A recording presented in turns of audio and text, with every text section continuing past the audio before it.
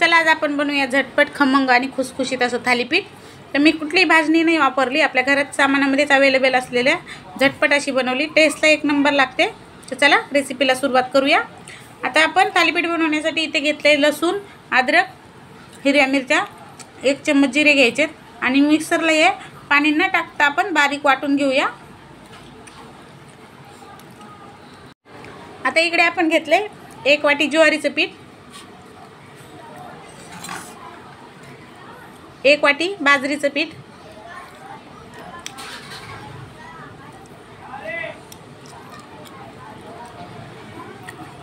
1 वाटी गव्हाचं पीठ घ्यायचे आणि पाऊण वाटी घेतलं इथे बेसन पीठ,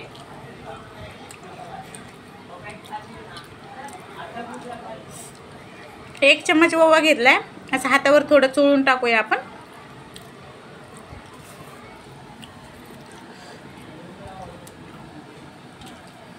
हिंग ऑप्शनल आहे पण मी टाकले।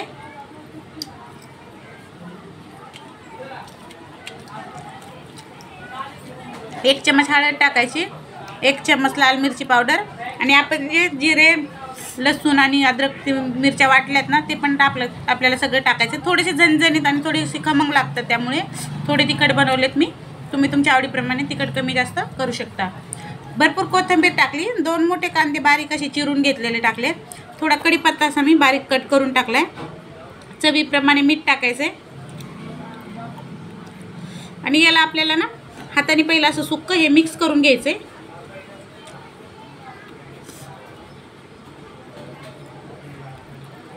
म्हणजे हे आपण जे हिरवी मिरचीची पेस्ट ते बनवलंय ना ते सगळे पिठाला असं व्यवस्थित मिक्स होईल आणि छान लागतील।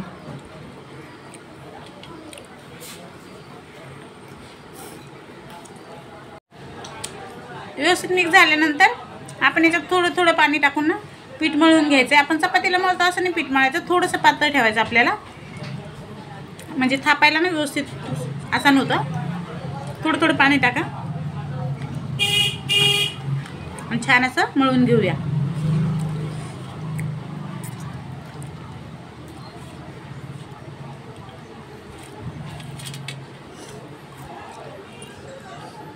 हे पीठ आपलं मळलंय व्यवस्थित आपण। आता याच्यात आपण 1 चम्मच एवढं तेल टाकायचं, थोडंसं व्यवस्थित अजून मळून घ्यायचं याला।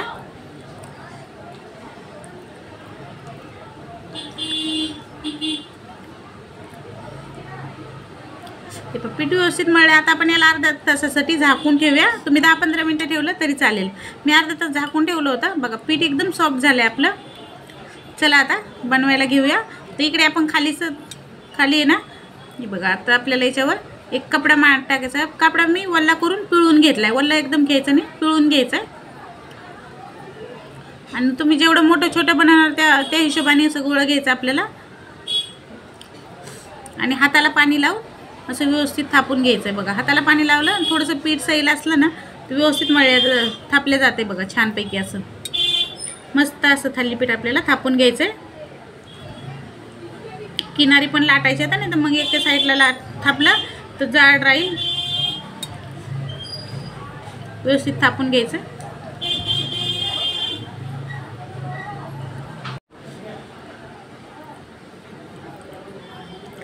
सर्व साईडने आपलं थालीपीठ थापून झाले आणि मस्त असं पातळ झाले। तर आता आपण याला ना होल पाडूया, तुम्ही तुमच्या आवडीप्रमाणे 1-2 किती पाडू शकता, मी 5 केलेत आणि तुम्ही नाही पाडले तरी चालेल, पण पाडले ना तर तेल सोडायला मस्त होतं आणि मग आपलं थालीपीठ खुसखुशीत होतं।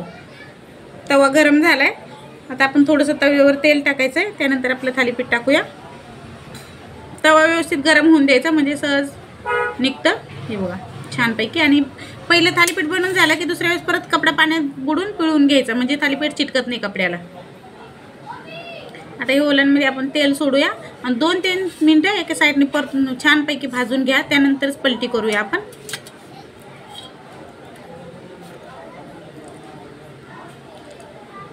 दुसरं थालीपीठ बनवायला परत कपडा मी पाण्यात डुबून घेतलाय आणि पिळून घेतलाय। अशाच प्रकारे आपल्याला सर्व थालीपीठ बनवून घ्यायचे। तर झटपट होणार आहेत, भाजण्याची गरज नाही, एक नंबर असे लागतात। तर आपलं थालीपीठ बघा पलटी करून घेऊया। बघा किती मस्त कलर आलाय बघा. सर्व साईडनी भाजले. तर दुसऱ्या साईडनी पण आपण 1-2 मिनिटं भाजून घेऊया.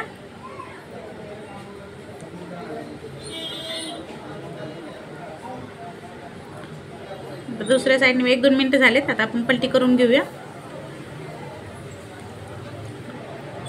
हे पहा दुसऱ्या साईडने पण व्यवस्थित भाजलं गेले. मस्त थालीपीठ तयार झाले. चला काढून घेऊया. अशाच प्रकारे पटापट आपण सगळे थालीपीठ आपले बनवून घेऊया.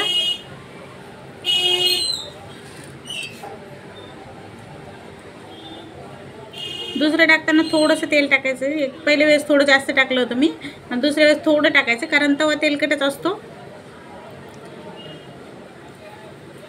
आणि पातळ पातळ असे बनवून घ्यायचे बघा छानपैकी असे. थालीपीठ आपले तयार झालेत एकदम मस्त असे. आणि पातळ पण बघा भरपूर बनवलेत. बरोबर आपण घेतले दही आणि लोणचं. तयार आहे आपले एकदम खुसखुशीत आणि टेस्टी थालीपीठ. तुम्हाला व्हिडिओ आवडला तर लाईक करा, शेअर करा, सबस्क्राईब करा.